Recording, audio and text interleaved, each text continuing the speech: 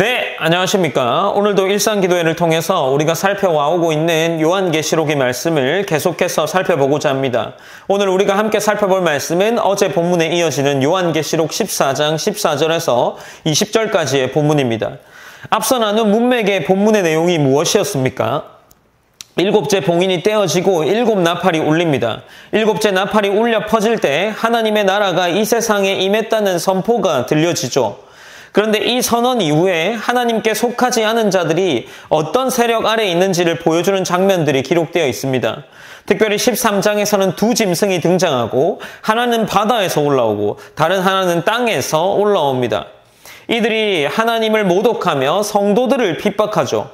땅에서 올라온 짐승은 겉으로는 어린 양처럼 보이지만 실제로는 용처럼 말하면서 첫째 짐승을 대신해서 사람들을 속이고 있습니다. 이 두 짐승은 함께 짐승의 우상을 세우고 그것에게 경배하지 않는 사람을 죽이게 됩니다. 누구든지 짐승의 표를 받게 만들고 이 짐승의 표 없이는 아무것도 사고 팔 수 없는 세상이 되어버립니다. 우리는 이 표의 수를 666이라고 알고 있습니다. 이제 이 두 짐승을 통해서 하나님을 대적하는 거대한 체계가 만들어지는 것들이 기록되고 있습니다. 그러나 어떻습니까? 이제 어제 살펴본 14장에서는 반전에 일어나는 것을 보여주고 있습니다. 시온산 위에 어린 양 곧 예수 그리스도와 그와 함께하는 14만 4천 명의 하나님의 백성들이 서 있는 모습을 기록하고 있습니다. 이들은 하나님께 속한 자들이었으며 세상과 타협하지 않고 순결하게 주님을 따라가는 자들이었습니다. 그리고 새 천사가 등장해 세상에 큰 메시지를 선포합니다. 첫째 천사는 하나님을 두려워하고 경배하라 외치고 둘째 천사는 하나님 없이 교만하던 바벨론이 무너졌다는 것을 알리고 있습니다. 그리고 마지막 셋째 천사는 짐승과 그의 표를 받은 자들이 받게 될 무서운 심판을 경고하고 있습니다. 이 모든 경고 가운데에 중요한 메시지가 하나 더 기록되고 있습니다.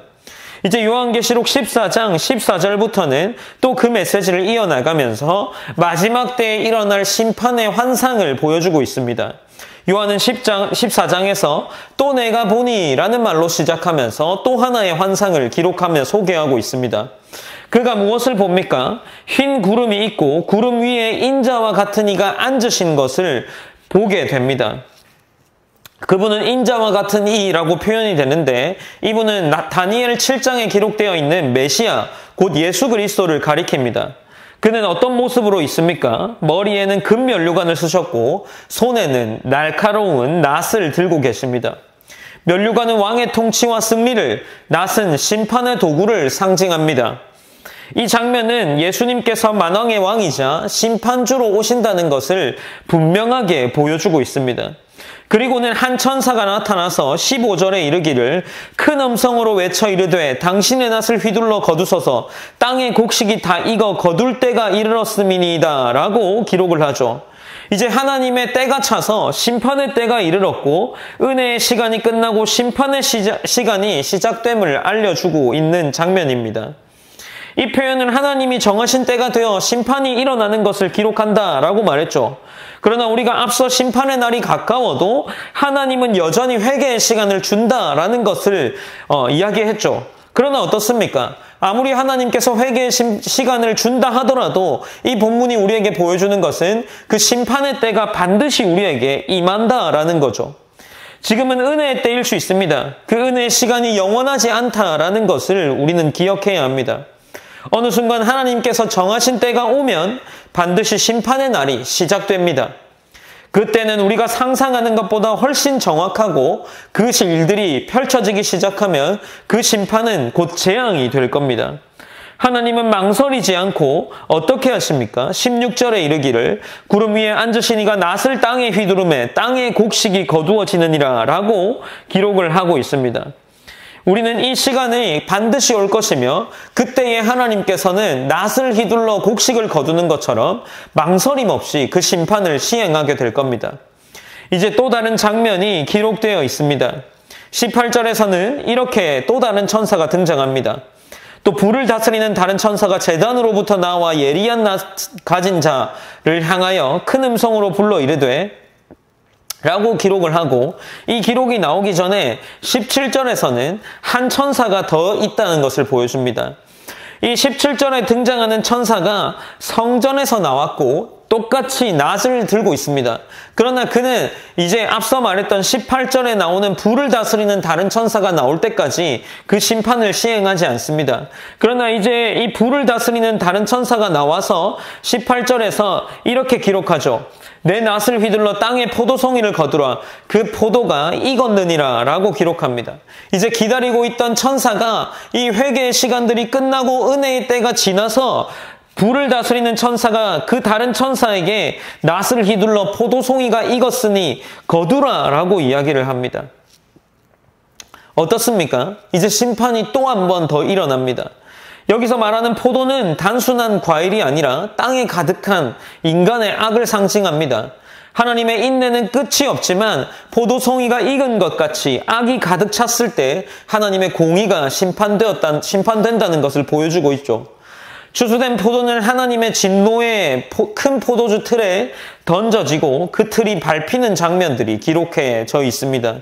이 장면은 단순한 경고가 아니라 실제로 임할 하나님의 나라의 심판을 강하게 묘사하고 있습니다. 구약의 선지서들도 이 포도송이로 심판들의 비유를 사용했고, 이 틀은 하나님의 거룩한 분노가 쏟아지는 장소라는 것으로 사용했습니다. 이제 이 본문은, 요한계시록에 나오는 이 본문은 하나님의 인내가 끝났고 이제는 공의의 심판이 시작된다는 것을 보여주고 있습니다.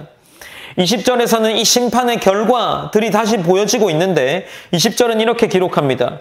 성 밖에서 그 틀이 밟히니 틀에서 피가 나서 말 굴레까지 닿았고 1600 스타디온에 퍼졌더라 라고 기록을 합니다. 성 밖에서 그 틀이 밟히고 틀에서 피가 나서 말 굴레까지 닿았고 그 피가 1600 스타디온까지 퍼졌다라고 기록합니다. 계시록에서는 성도들과 예언자들의 피가 땅에 흐른 것들에 대해서 이야기하고 큰 음녀가 성도들의 피와 예수의 증인들의 피를 취했다라고 이야기하며 바벨론에서 예언자들과 성도들과 땅에서 죽임당한 모든 사람의 피가 발견된 것들에 대한 기록이 있습니다. 하나님은 이 성도들, 하나님의 백성들의 피를, 성도들의 흘린 피의 원한을 갚는 것으로 이 본문을 기록하고 있는 것으로 생각할 수 있습니다. 20절 본문은 특별히 이 심판과 관련하여서 성 밖에서라고 기록하고 있습니다. 성은 어떤 곳입니까? 믿음 공동체를 비유하며 표현하는 것입니다. 성 밖은 무엇입니까? 그 공동체에 속하지 못한 자들을 의미하는 거죠. 여기서는 그 도시에 속하지 못한 자들, 곧 짐승을 따르던 자들이 짓밟힙니다. 또한 본문은 이 피가 어디까지 흘렀다고 합니까? 말 굴레의 높이까지 닿고 1600 스타디온, 곧 300km가 퍼져나갔다는 것을 보여줍니다. 땅 위에 사는 자들이 저지른 폭력의 범위와 규모가 얼마나 컸는지를 보여주는 것이라 할 수 있습니다. 특별히 이와 관련해서 학자들 중에는 1600이라는 숫자가 4 곱하기 4 그리고 10 곱하기 10을 곱한 것으로 생각하는데 4 곱하기 4는 땅의 네 끝을 가리키는 것이며 10 곱하기 10은 전체를 상징하는 것으로 이해합니다. 그러니 어떻습니까? 이 인간의 악의 범위와 규모가 땅 전체를 뒤덮었고 상상을 초월할 정도로 퍼져 있다라는 것을 이야기하며 그 가운데 하나님의 심판이 마침내 온 땅에 정의를 가져올 것으로 이해할 수 있도록 우리에게 이 본문을 보여줍니다.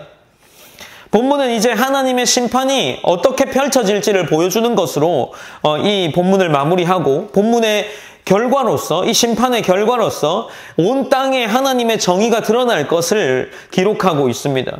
사랑하는 성도 여러분, 하나님의 심판은 반드시 오지만 그날은 지금 우리가 믿음으로 살아가느냐 아니냐에 따라 전혀 다른 날이 될 겁니다.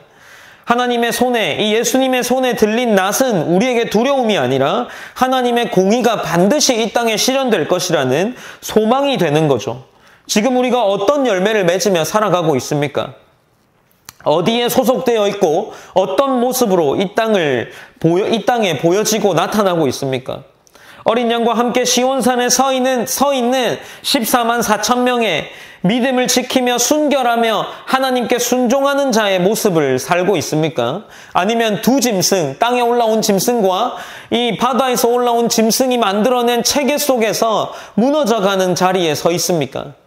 우리는 이 본문에 나오는 심판을 통해서 주님은 결코 무질서하거나 충동적으로 이 심판을 시행하지 않는다는 것을 기억해야 합니다.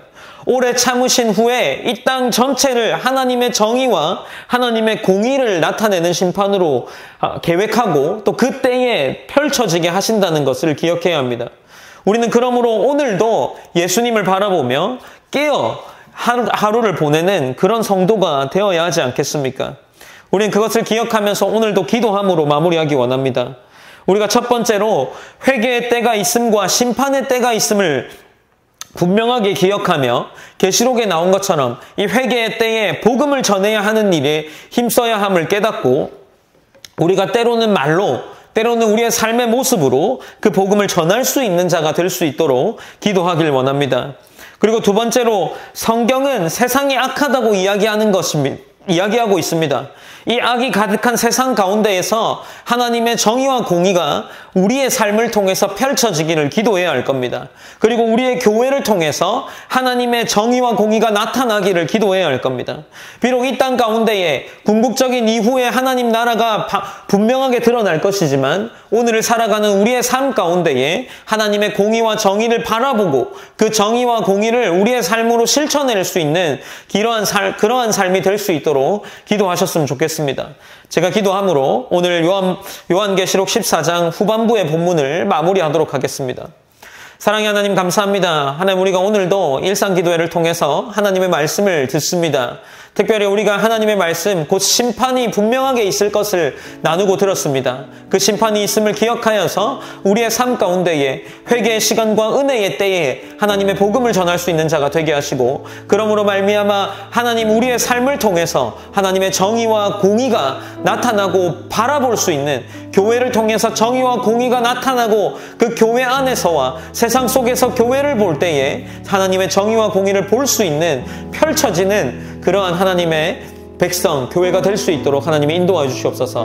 오늘 하루도 하나님께 맡겨드리며 우리의 기도의 제목들이 우리의 삶 속에서 이루어지는 것을 경험할 수 있는 그러한 귀한 성도가 될 수 있도록 인도하여 주시옵소서.